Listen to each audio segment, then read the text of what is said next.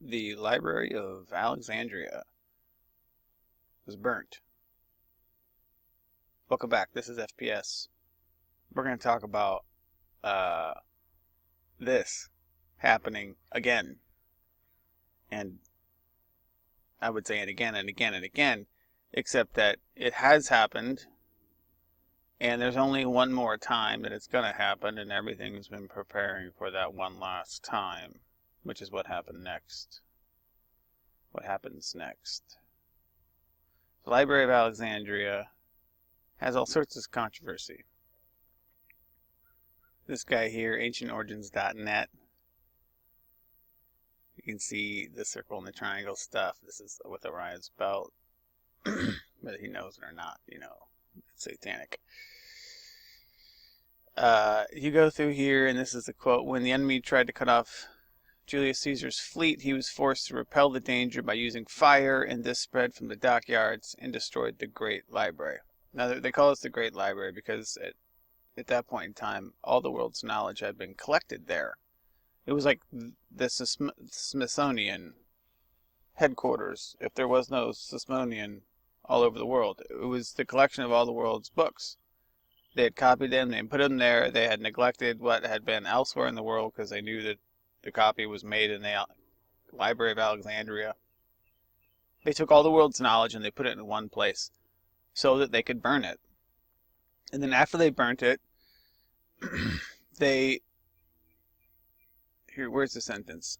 This account is dubious, however. After they burnt it, they just go, oh, we don't even know. The second possible culprit, the last possible perpetrator, none of these are all, no one knows anything. This guy has a website on knowing stuff, and no one knows anything about why it was burnt or how it was burnt. These are all the scrolls and everything they kept. And at this time, it was like, we didn't have the Vatican collecting science and whoever else collecting fiction and non-fiction. It was the library of knowledge. This is how men used to handle themselves and their understandings, and we would collect them, and we would, and nowadays libraries are a place that it's not where knowledge is kept, not where man's history is, and that's what the Library of Alexandria was. It was a rewrite of history. They wiped it and rewrote it. They took out whatever things that they didn't want to rewrite, and they corrected history. Or they at least got us used to this concept. Because that's what they did in 1871, when they got us in our current predicament, was they toppled physically in a day what was standing in their way, and they began to rewrite history. The Titanic was all of the really old money that would not, they were Americans that did not want to be part of a United States federal government and a private bank offshore called the Federal Reserve. And they knew that Washington, D.C. was not an American interested issue. Somebody was trying to usurp America. And they're trying to do it with our money and our banking and our laws. And there was hundreds of them.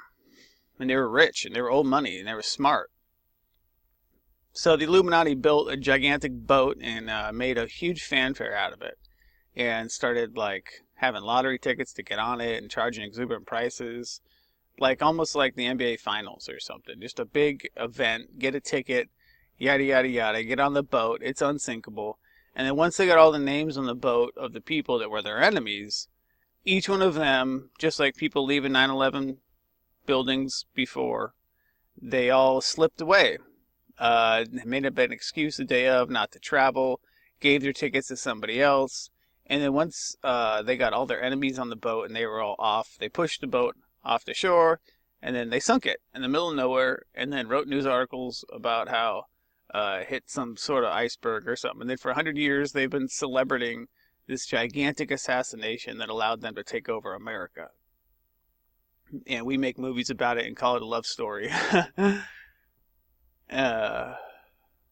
Oh man.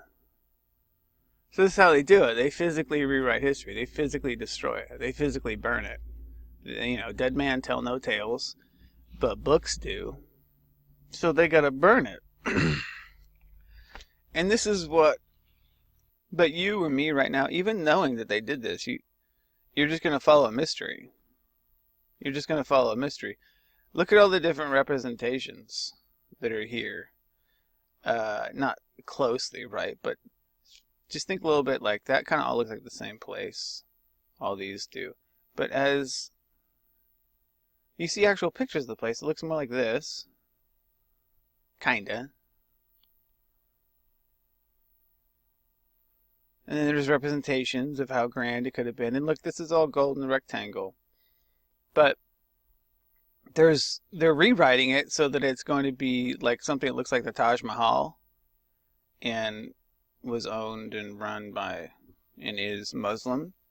So after they burn history, they're going to rewrite it as Muslim history, as Allah's God and all that stuff.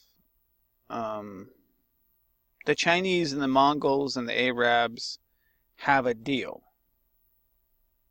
They have a deal that Western society must fall.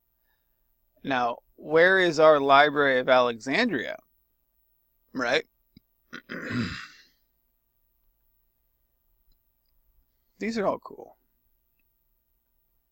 Lithograph. But, this is really crappy art. I'm not even going to talk too much about the Library of Alexandria, what year it was in, what year it was burned. It was like 640 or something like that. Now, this is what is called the Library of Alexandria today. I believe it's in some Southern American country. I could be wrong. But do you see any flat earth references? How about any triangles? You see a triangle over here, and triangles on the top, and triangles in the middle, and triangles on the bottom. Circles and triangles. Circles and triangles, right? Is that really just one of the most interesting buildings? Oop. It's pretty cool. It's a library, I assume. So here is the Library of Alexandria today. As far as I understand, if you look it up, you get a bunch of stuff like this. And hey, that's not bad. The reason we're not going to talk too much about what it looked like or anything, because one's burnt and it's all pointless to talk about. But you get different versions. It is literally one of the most hidden things we've ever done. And if you follow the lines of information back through it, it'll pick up. You'll connect the dots and see how they tanked history. And then if you connect those lines up to 1871, you'll do it again. And if you connect those lines up until 2017, they're going to do it again. Now, here we go. Weaving spiders come not here. So we know, here look at 1 triangle, 2 triangle, 3 triangle, 4. And a circle. 2 circles, 3 circles, 4 circles, 5 circles. The B and the C this is all Freemason. It's all connected. And the belt buckle, honestly, I don't even know what the belt buckle means. And then here's another sign. I don't know why there's years on it, but you can see there's a sun or a moon behind the owl. Weaving spiders come not here. What does that mean? Well, it means the World Wide Web is not allowed in there. You ever wonder why we call it the World Wide Web? No, it's because it has to do with spiders spinning tails. As in, if somebody were to get in there with a camera, they connect the dots all the way out, And so I would assume that a place like this building, has a strict no cell phones policy. It probably doesn't have Wi-Fi. Not only that, but the way that they get by is by making sure that nothing goes on the internet. And I know that you and I feel like almost everything is on the internet. And it probably is, but like the Bible says, it is shame to even speak of those things of which they do in private. And that's what they're doing, and that's the kind of stuff that doesn't end up on the internet. And we don't really want to see it, but this is what they're saying. Weaving spiders come not here. They're saying you can't put any of this stuff on the internet. Well, you can't write it down, you can't take it out, you can't make any sort of record on it that might end up on the internet. the World Wide Web. The World Wide Web is now the Library of Alexandria. Or more specifically, I don't know if you've been looking at the acquirements of Google, but, you know, they got YouTube, yada, yada, yada. I went through a lot of education. I realized when I started watching YouTube that it was essentially the ideal teaching technique. Normally you can read, or you can be spoken to, and you can take notes. You know, sometimes there's like a photo image slide presentation that goes along, like I'm doing, right? But if I had drawn moving pictures and created a score and a cohesive message, whatever you call it, message, and did this all professionally, there's no better teaching tool. I know that because I'm trying to teach you, and I want more moving pictures, and I want the story to be more cohesive, and I could have done this in like 3.5 minutes. I've had an assistant, it was drawn, and it took 10 hours to do it. But YouTube is a fantastic teaching tool for that reason. So when I found YouTube and I was, oh dude, everything's on YouTube. This is unbelievable. In about 2012, everything was on the internet. Absolutely everything that's ever been done was somehow uploaded to the internet. I couldn't believe it. It was like people were just like uploading it for posterity's sake. And so all the knowledge was up there, and this is what's changed big time, is you can't find this stuff that I could find. I can't find this stuff. Just about every time I go to make a video, I try to find like that main sheet of paper that I was looking at, whether it was the laws or that one piece of photographic evidence, and it's out there somewhere. But even if it's on a government website, it's being consolidated and collapsed into a file. It's going to be easy to burn. What I'm thinking is it's mostly going to be anything related to Google. So think of Google as an education institute or a library, in that every proprietary product they have is basically a vacuum for information and data on the world, and we trust it. And there's a lot of information that's now only found on Google, only found on YouTube. And once they burn that, the whole internet doesn't have to fail. They could reprop up another internet. We could be like an internet phase 1, and then we get hit with an EMP, and then they'll bring in internet phase 2, which they've already have designed and laid the groundwork for, right? And that's not going to have any of the knowledge they don't want to have on it. You see this? This is what they do. This is how they roll. This is a single day operation. One day it's here. Next day it's burning. Next day it's gone. I don't have a device. Should we make hard copies? Should you go analog? Well, yeah. If you have like wireless everything, you should go analog. But I don't know that an analog is any more protected than an EMP, except that, if I'm understanding correctly, like an analog tape, a memory will stay intact. But if you have any computer system is going to fry with an EMP. And they only have to do that like over the servers, you know. They don't have to do it to your computer or your house or your internet or your side of the country. They just have to find the servers. And they can just roll something the size of a golf ball at it. And go bink, and it's an EMP. And it kills all of the world's knowledge. You think we're smart now because what? We have everything. We've done all the science. It's all sitting at some place. You can reference it any time. How smart are we going to be when it all goes away? We're going to be pretty dumb, dude.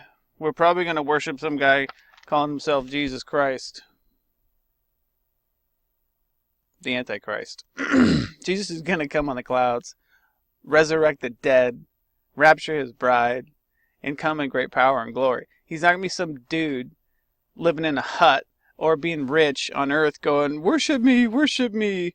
I'm bringing all religions into the same one. It was always the same. Only the Christians had it wrong. Yeah. You know, Islam makes a huge deal out of calling Jesus just a prophet. Oh, he was a prophet. Yeah, he was a great prophet, but he was a prophet.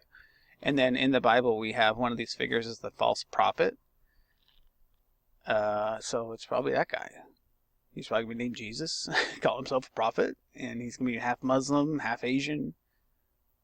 And he's probably going to pop up after the internet burns, he's going to be calling himself Jesus, and we're probably going to call him the false prophet, just like the Bible does. But I don't know what to say otherwise. I would say, A, gather stuff and collect it if you're that type. Do whatever you are inclined to do. If all you want to do is read it and be the only person that knows it before it goes away, hurry up. You don't got a lot of time. Maybe August. I mean, the internet died a long time ago. Like 2015 October is when the internet changed. I don't know if anybody noticed that. We all got new terms of service that day from all of our providers, from Google and Amazon, eBay, everybody. It's been ready to be burnt since October of 2015. And that's why they can control where we're going more, and we don't have the audience that we used to, and we can't monetize, and because the internet was redone that day, and all the things that made it like a free, safe place were taken away, and up until its basic destruction, as it's going to be, it's just a house of horrors and dangers.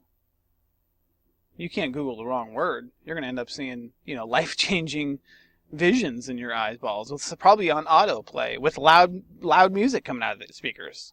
I guarantee you, nobody wanted that. People who make money off of other people don't want to piss people off.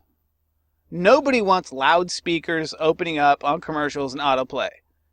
It's just pure crap to destroy your understanding that we can just make things the way we want to, as opposed to being slaves to money or slaves to commerce or slaves to interests. We can just make things efficiently and properly that last forever. But we don't. And the reason that they don't do that is so that I say that sentence and you go, no, we can't. Everything's falling apart. Look, nothing works. Yeah, dude. If it's not made by God, it wasn't made right. That's a fact. So I don't know what to tell you to do. I wouldn't know what to tell anybody to do in this regard except prepare for the rapture.